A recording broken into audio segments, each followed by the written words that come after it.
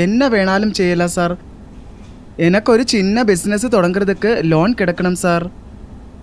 ഞാൻ സാറിനെ കണ്ടിട്ട് ഇപ്പോൾ വരാം.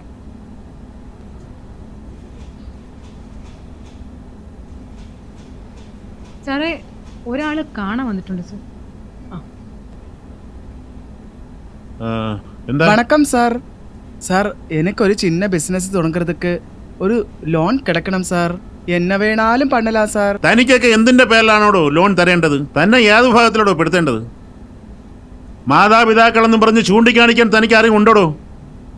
വൃത്തിയുടെ ജന്മം, ഇറങ്ങിപ്പോടോ. സാർ, എനിക്കൊരു കുളന്ത ഇருக்கு സാർ. പസിക്കുது സാർ. വേല പണ്ണ മുടിയല്ലേ സാർ. കാല് പിടിക്കില്ല സാർ.